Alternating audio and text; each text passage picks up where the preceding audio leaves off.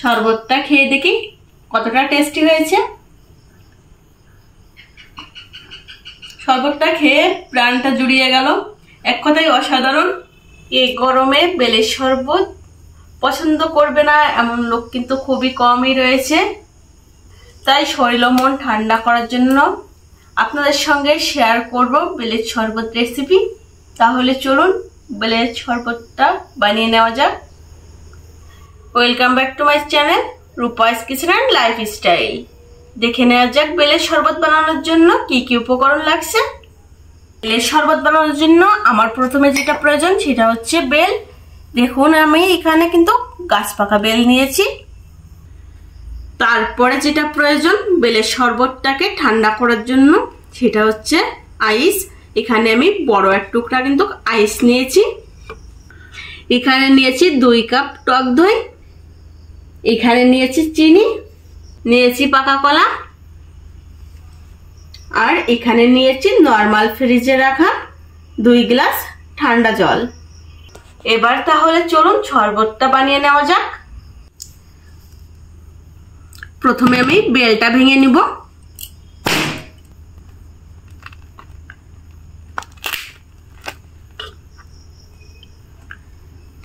দেখুন বন্ধুরা একেবারে কিন্তু পাকা বেল, গাছ পাকা বেল, সেজন্য কিন্তু দারুণ একটি ফ্লেভার বের হচ্ছে। এবার চামচের সাহায্যে বেলটা আমি তুলে নিব।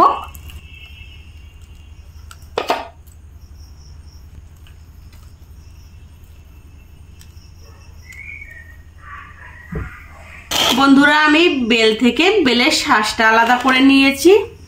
এবার পাকা কলাগুলো দিয়ে দিব। কলা থেকে খোসাটা ছাড়িয়ে নিয়েছি। এবার বেলের ভিতর দিয়ে দিব। এবার ঠান্ডা জল দিয়ে দিব।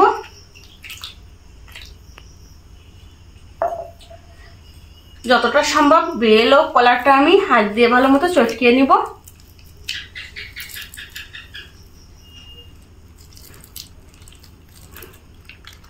যতটা সম্ভব বেল ও কলাটা আমি চটকিয়ে নিয়েছি।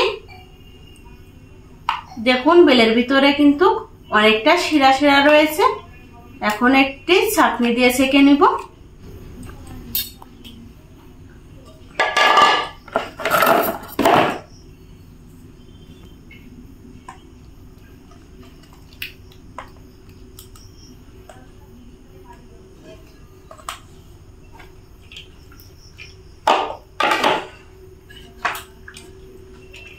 চামচ দিয়ে এভাবে একটু ঘুরিয়ে ঘুরিয়ে নিব, তাহলে বেলের রসটা কিন্তু খুব সহজে বেরিয়ে যাবে। যতটা সম্ভব আমি বেলের রসটা বের করে নিয়েছি এভাবে চামচের সাহায্যে চিপে চিপে দিয়ে।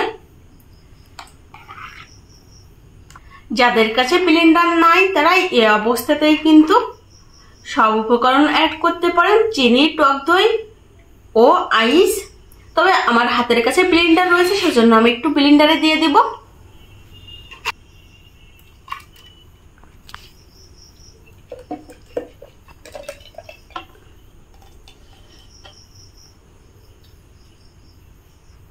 এবার টক দইটা দিয়ে দিব। আমি এখানে কিন্তু 2 কাপ টক দই নিয়েছি। টক দই নিলে শরবতটা খেতে বেশি ভালো লাগে। এবার চিনি দিয়ে দিব। ব্লেন্ডারের মুখটা আমি লাগিয়ে নিয়েছি। এবার একটু সময় ব্লেন্ড করে নিব।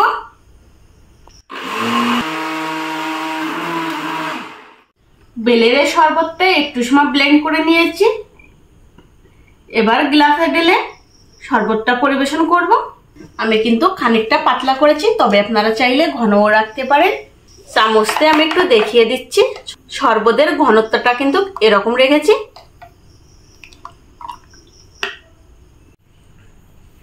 গ্লাসে বেলের শরবতটা আমি ঢেলে নিব।